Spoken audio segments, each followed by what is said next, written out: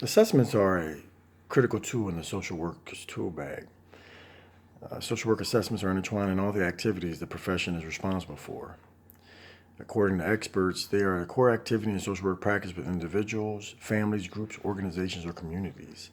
By conducting a biopsychosocial assessment, professionals can gain a comprehensive understanding of a client's circumstances. These types of assessments allow for examination of potential risk and, equally as important, protective factors that can allow for an understanding of life trajectory. By completing an analysis of the results for the child on which the assessment was completed, determinations of both risk and protective factors were identified. Given this information, I could offer details to the mother in terms of how both could potentially affect the trajectory of the child's development and life. I examined the individual and the general influences that could impact her development. In this case, the child presented with minimum individual developmental risk and is currently developing typically according to the age and development assessment.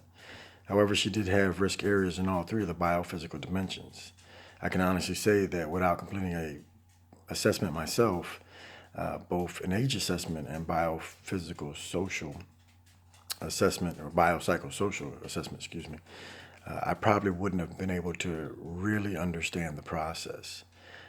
I was able to truly see how her life from conception up until her now 2 years old, how she had faced certain things that could potentially be a risk. And although she didn't present any circumstances or risk or any behaviors that would be indicative of any issues now, clearly some of her issues, such as separated parents and as well as her race and current conditions with this generation.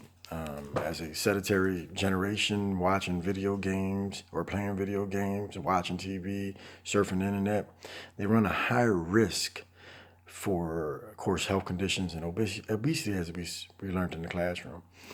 I learned that by actually doing a complete assessment myself, I was able to truly understand all three dimensions and how they apply. As I now live in Virginia and don't live in Arizona, nor that I ever did, um, it's hard to determine whether or not the ASQ in general are good for the Southwest. However, I will say that for the 2-year-olds, they seem pretty standardized. My questions involved more developmental tasks regarding things such as can they identify pictures, things that are universal, as the assessment suggests. The reality of it is that my child has reached, or the child that I conducted the ASQ with, rather, is reaching all developmental milestones, and to include Erickson's stages for development as well. Through my observations, I was able to determine and identify that.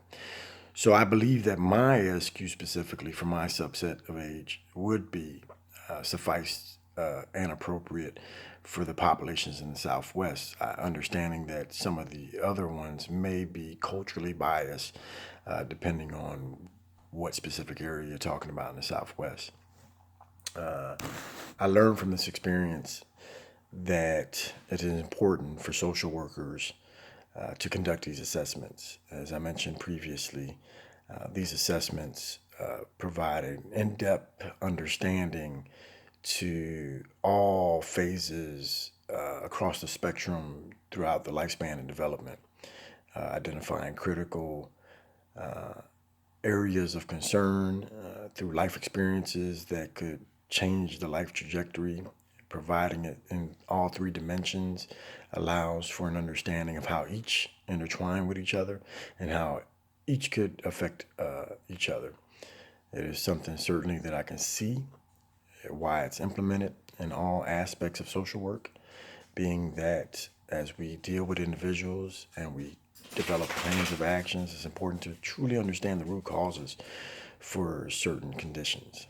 With that said, I look forward to completing more of these as I conduct my internship and in the future.